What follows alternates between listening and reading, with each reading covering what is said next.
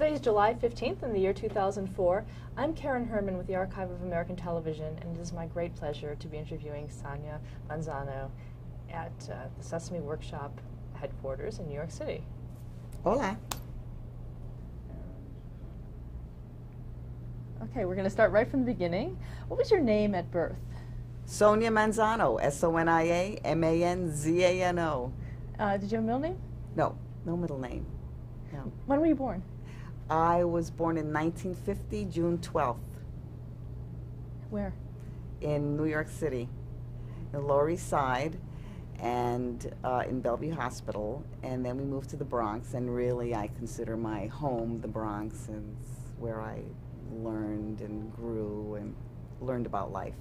Let's talk about your parents. What is your father's name? My father's name is Bonifacio Manzano, and my mother's name is Isidra Rivera, and they're from Puerto Rico, and they met in this country. They came over in the 40s when the first group of Puerto Rican immigrants came from the island. They met here and started their journey.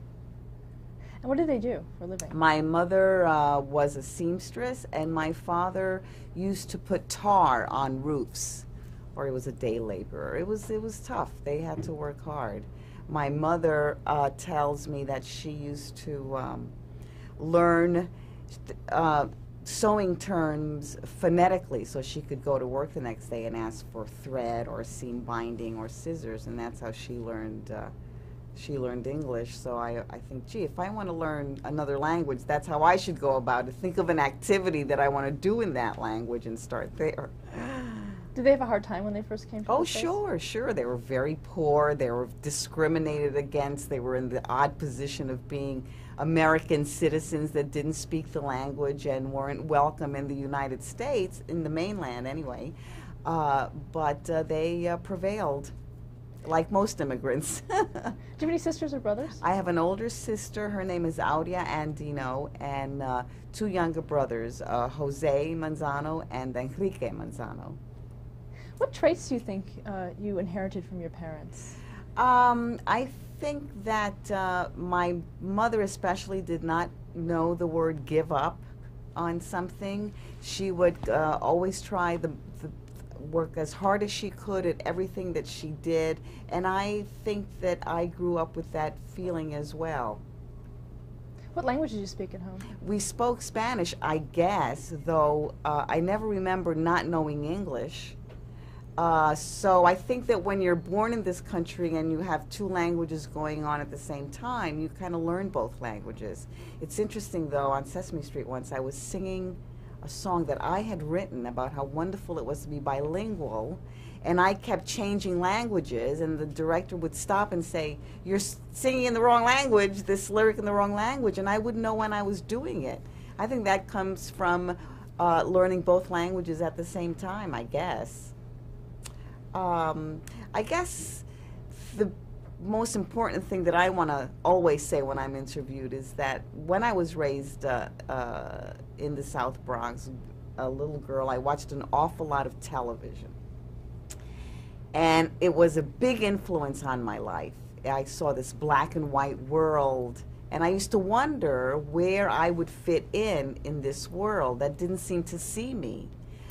So I think it's really interesting that I grew up to be sort of what I needed to see on television when I was a kid. So what kind of shows were you watching as a kid?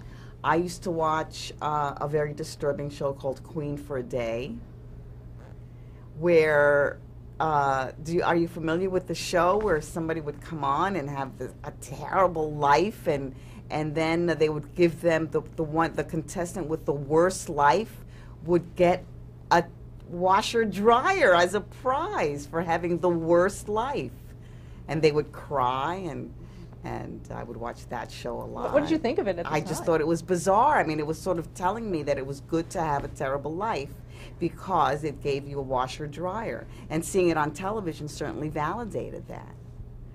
I watched everything that was geared towards children in the worst way, commercials of chocolate bars being made in factories, vats of chocolate being formed and wrapped and sold for a nickel that just made me want to jump out the window and get one.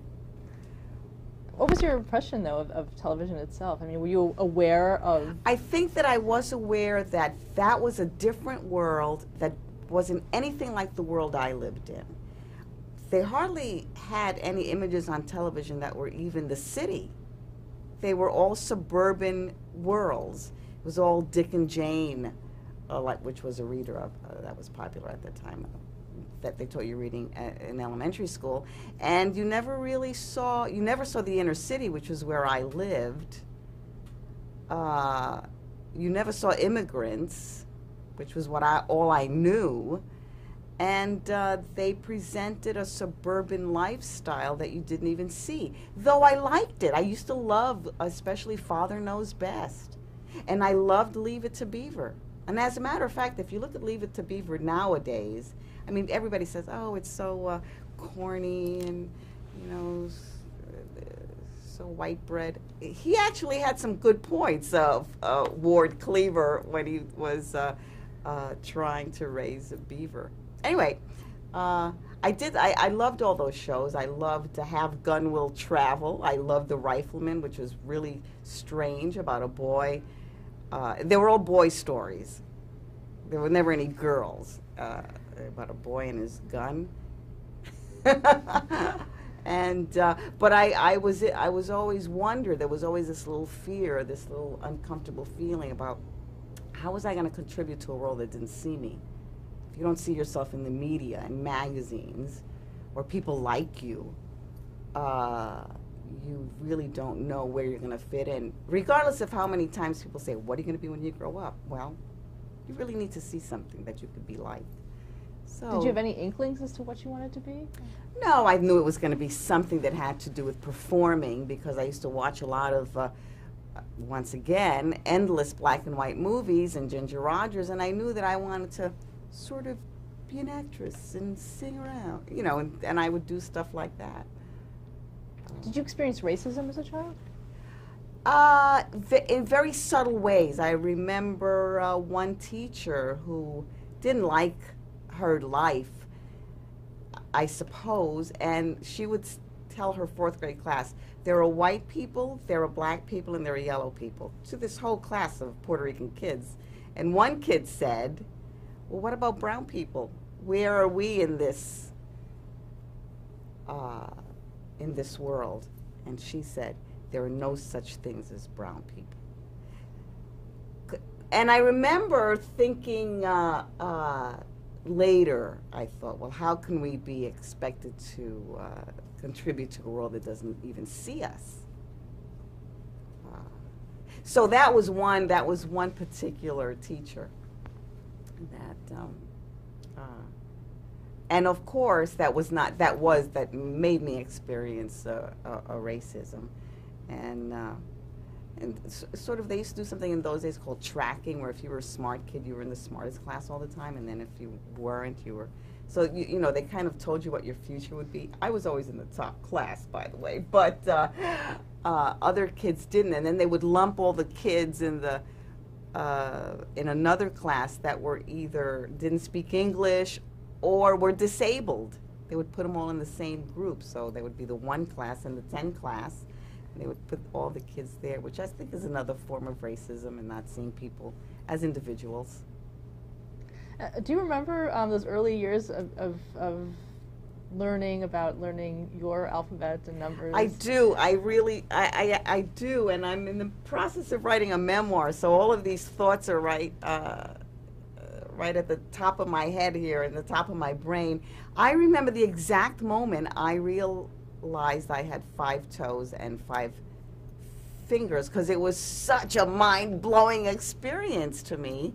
And I knew I had 5 digits, and I decided to count my toes one night, and I did, and I had 5, and I couldn't believe it. I somehow thought the toes were like you had a bunch of grapes dangling there, and it wasn't the same amount as your fingers. And I do remember counting my toes and holding them very carefully and looking around and making sure that, you know, I didn't drop any, or I didn't grab 2 accidentally. And this feeling of having 5 toes and on each foot and 5 fingers on each hand gave me this great sense of symmetry and power.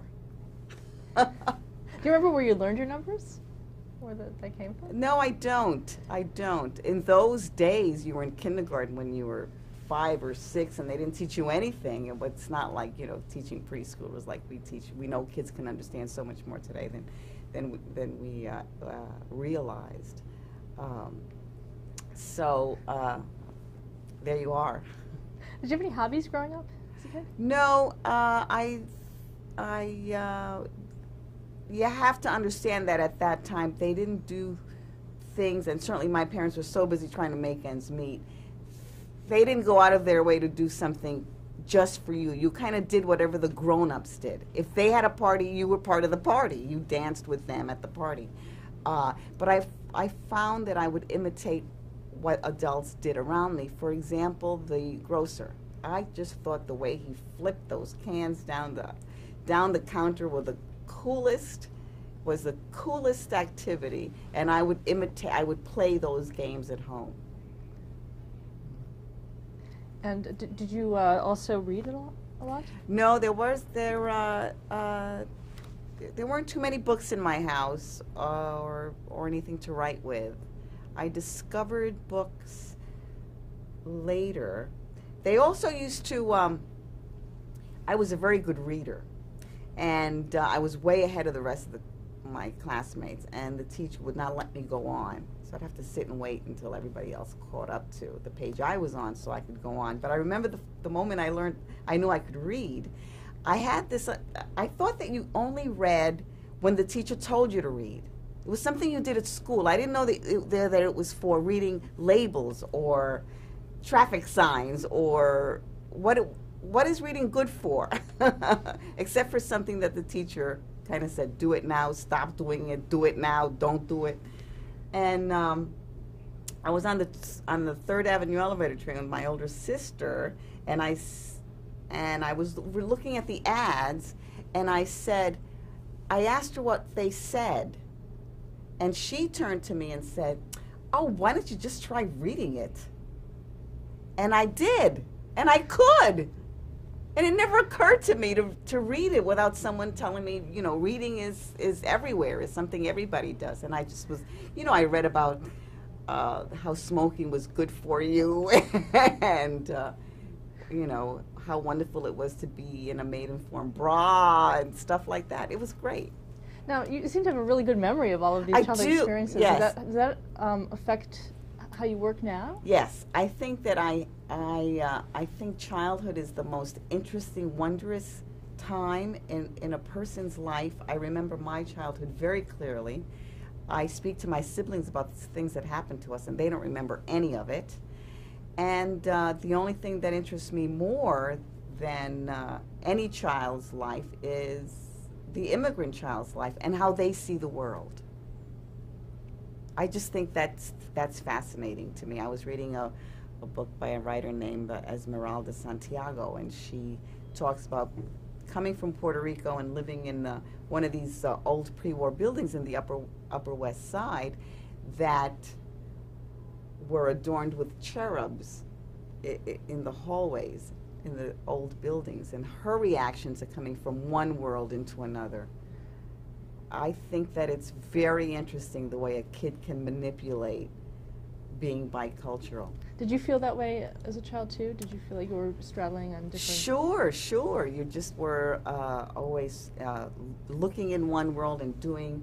I just wrote a book, a children's book that is about that.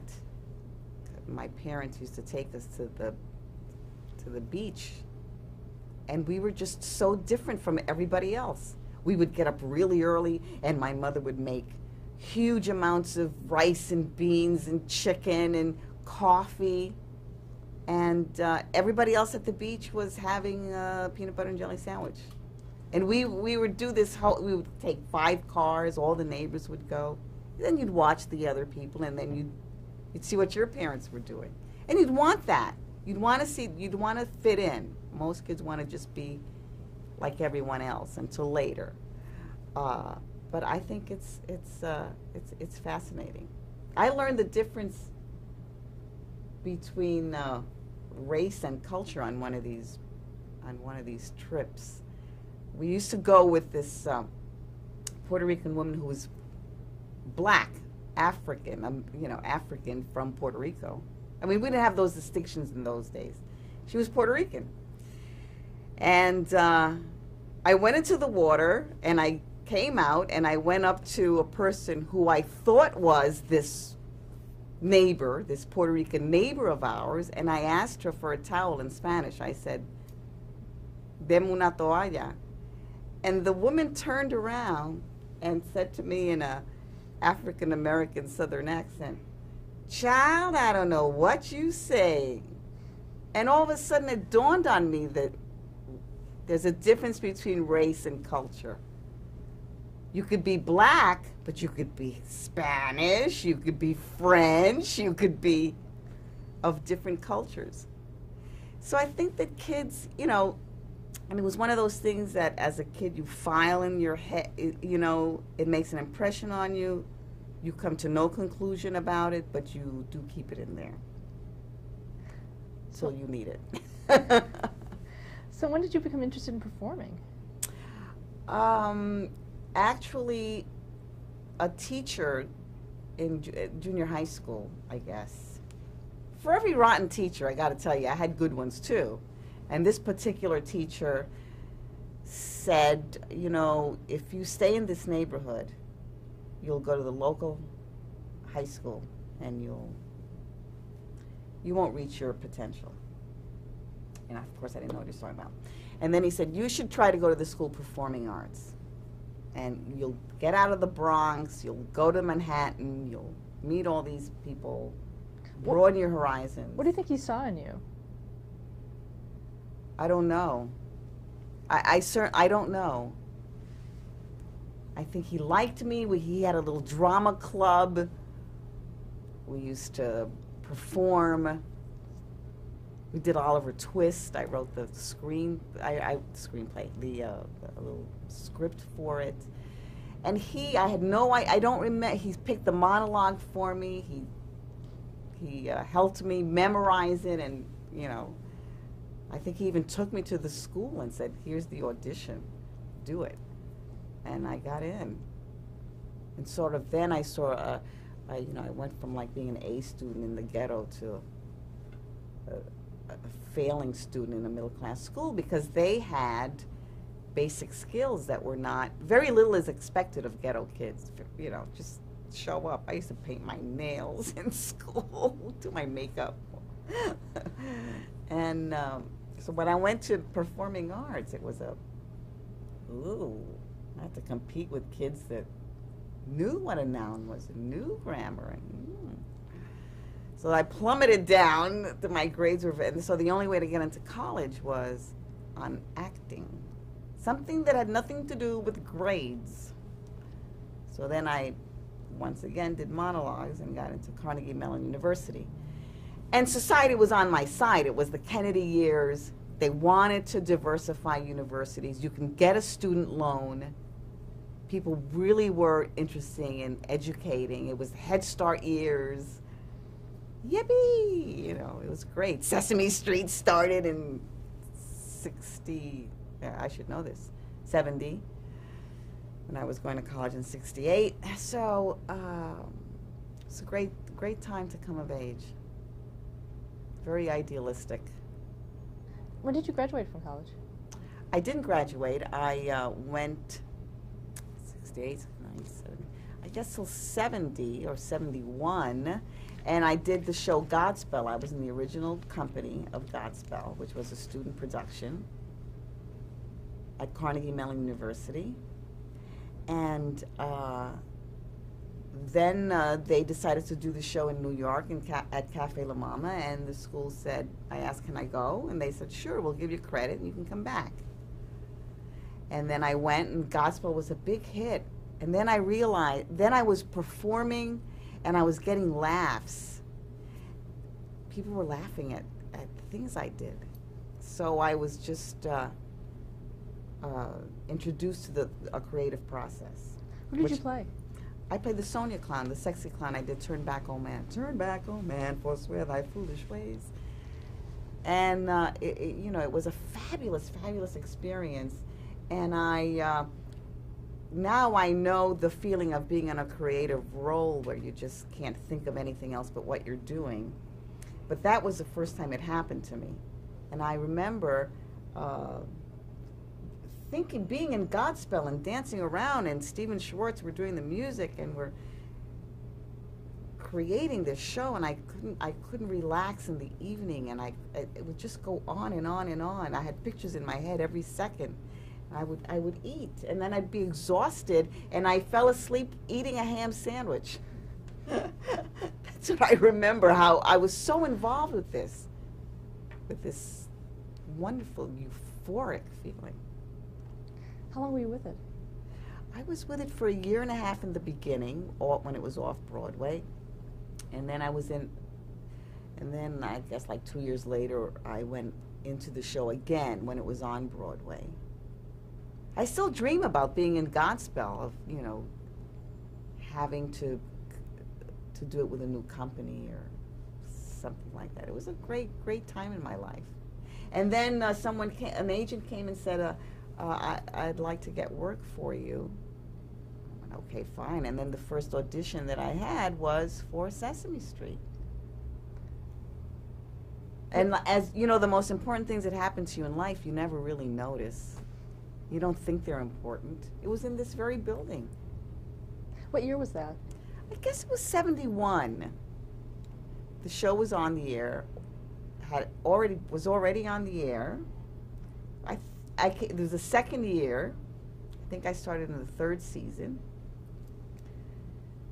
And who's ever watching this should ask somebody who's good about remembering exact dates. But anyway, and I really thought the show wasn't going to last much longer because it had already been satirized on Saturday Night Live.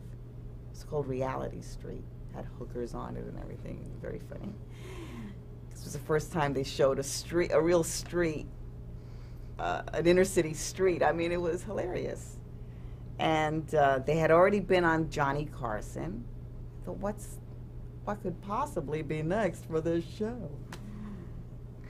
And I just waltzed in here and gave a little audition and got hired. Now, before the audition, had you seen the show? Sure. I'll never forget the first time I saw it, as a matter of fact. I was like I said, or I don't know if I mentioned, I was at Carnegie Mellon University being a drama student, and there was a student union with a huge television set. And I walk into the student union, and there I see James Earl Jones. He was just doing Great White Hope on Broadway, very bald, very thin, and he's going, A, B, C, and the letters were flashing over his head, and it was like, what is this? This was so in your face, so compelling. I couldn't believe it. It just grabbed me by the neck. And then when I saw the street, I saw Susan and Gordon and the stoop, and I said, hey, that's my street. That's my stoop. That's my construction doors. I know that place. It was so my neighborhood that I was just mesmerized. At that time, there were no people of color on television. And if there were, they certainly weren't nice Susan and Gordon. They're so friendly and cheerful, and Mr. Hooper, nice Jewish store owner, candy store guy, just like the guy in my old neighborhood. It was exciting. It was just exciting television. And it wasn't slick, and the kids would be, they'd look right at the camera sometimes. It had that tension. And I was just thrilled by the show. I thought it was hilarious. Describe that first audition. What was that like for you? I just came. I remember I was wearing a simple little dress and some cheap Indian sandals, and I walked here I had a little apartment in the 70s, and John Stone, who was later a great friend and one of the creators of the show, he asked me to explain why two things were the same. There were, one of these things is not like the others. One of these things just doesn't belong. And it was a circle with stripes and another circle without stripes, and something like that. And I had to explain, and there were 2 right answers. It's one of those trick questions. And I got through that, and then he told me to tell a story, like a scary story, like somebody's following you, and I did, and then I left, and that was it. It was in his office. It could not happen today. In 2004, it could not happen. First of all, you need a committee to see me. And he had such vision, and he knew what the show was. He didn't have to ask anybody what they thought. He didn't have to have data. He didn't have to have a chart that said, this is what kids want to watch. You know, that's how everything is today. It was one guy, or, you know, it was Jim Henson, John Stone, Joe Raposo, Jeff Moss, who knew what the show was, who knew what the mission of the show was. And I was cast because the African American community, or black community, as the term was in those days, said we want, we're being represented on the show, and the Hispanic community said we want the same. So that's when everybody was political in those days. Everybody had something to say. And I came on the show, and Emilio Delgado came on the show from California. And for the longest time, I thought Emilio was, I didn't know he was an actor. I thought he was an activist for Cesar Chavez, because you couldn't talk to him for 2 minutes without him giving you a boycott grapes button. So it wasn't until later that I realized, you're an actor. But actors weren't actors. We were cast because of who we were, the people that we were. Were you asked about your past? And No. But when I came on the show, of course, I wanted to know what kind of character Maria was. And John Stone kept saying, we just want you to be yourself. We want you to be yourself. We want the kid in the Lower East Side to look at you and say, that's me. I'm just like her. Just be yourself. And one time I was on the set, and the costume designer had put me in a pleated skirt and knee socks, a little vest. I looked like, you know, a co-ed. And makeup. I had makeup on. And John Stone, he came on the set and he was furious, because he was a passionate man, and he would get furious at people, you know, short-tempered. And he grabbed me. I don't know what's going on. And we go into the makeup room, and I sit down in the makeup chair, and he says to the makeup artist, he said, God damn it, I go through all this trouble to cast real people, and you make her look like a Cupid doll. Well, the makeup artist was very nervous, and she starts like taking off my makeup, you know, and sort of, I'm looking in the mirror, and I'm realizing that this is my position on the show. To be myself, to be real, to talk the way I talk, to dress the way I talk. That this is why I got cast. I was like, ding, got it. okay, let's stop there to change the tape. Wow.